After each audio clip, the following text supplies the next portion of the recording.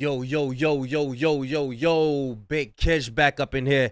ASAP Rocky is swinging. He's finally swinging, y'all.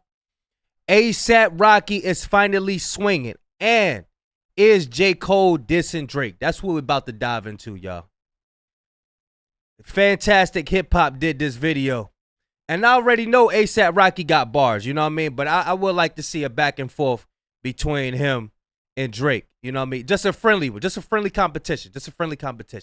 Y'all know I'm like holy, y'all. Without further ado, let's get it. I will leave a link in the description too, my bad. Now, continuing the rollout for his long-awaited upcoming album, Don't Be Dumb, ASAP Rocky has released a brand new song called Ruby Rosary, and now with this track, as opposed to the cut he released before this, Taylor Swift, which was a fun banger with a super entertaining music video.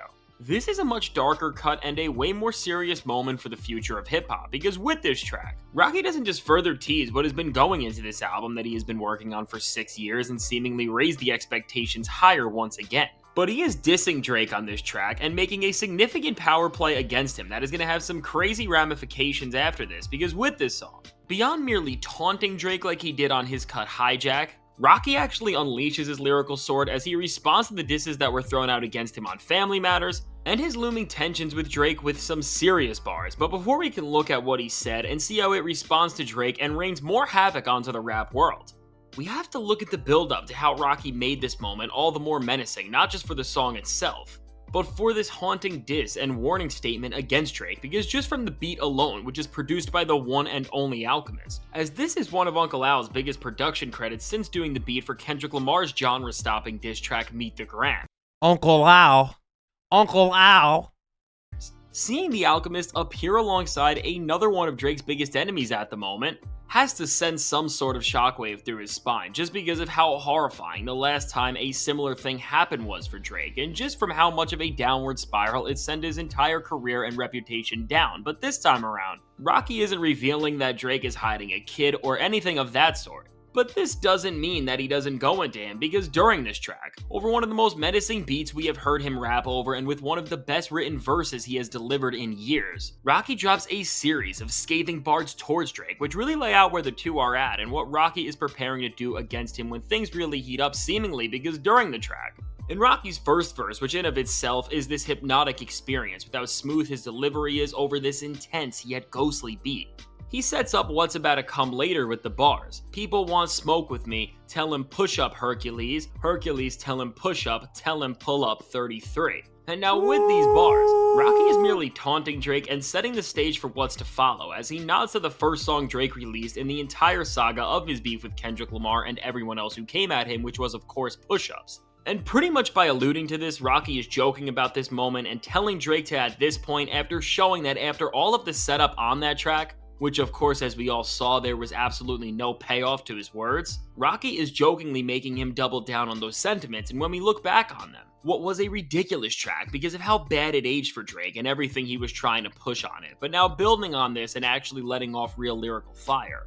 On the second verse of this track, Rocky's pen gets more intense, and during one of the most passionate verses we have heard from him in a very long time, Rocky directly responds to Drake's Family Matters, because if we go back to that track, and remember the bars that Drake threw Rocky's way, which threatened him and pretty much had Drake saying that he was going to destroy him if Rocky took this any further, and then also pouring more salt on this, Drake tried to rip up his relationship with Rihanna by bringing up his and her past. Rocky directly responds to this by first off acknowledging Drake's threat about trying to destroy his career and life, and then takes this sentiment and throws it right back on him as Rocky questions how Drake could even be capable of doing such a thing considering the absolute mess of his career and life at this point.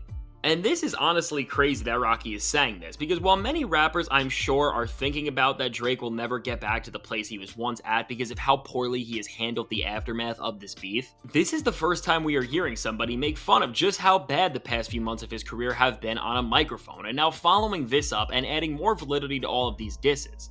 Rocky goes on a tangent filled with some really clever wordplay where he first says, "Cut everything but the family ties." And now this is a super layered bar that seems to have multiple meanings, as on the surface, it is alluding to the fact that Drake cut everything but the family tie. Let's go, Rock. Let's go, Rock. Let's get it, Rock. Let's go. He's cut everybody off except the strange people who he keeps around and refers to as his OVO family.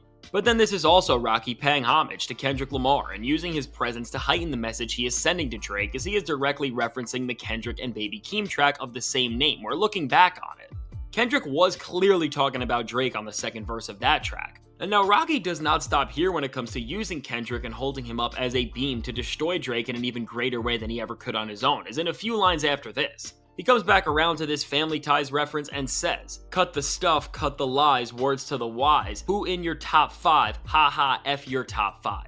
And now this is again calling back to the Kendrick bar from that track where he is talking about how he destroys everybody's top 5.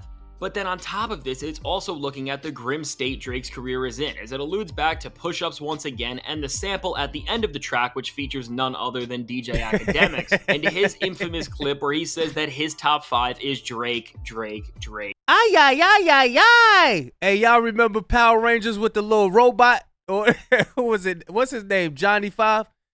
Nah, Johnny Five is the little robot on Blank Man. Damn, what's the name of the little robot on Power Rangers from back in the day?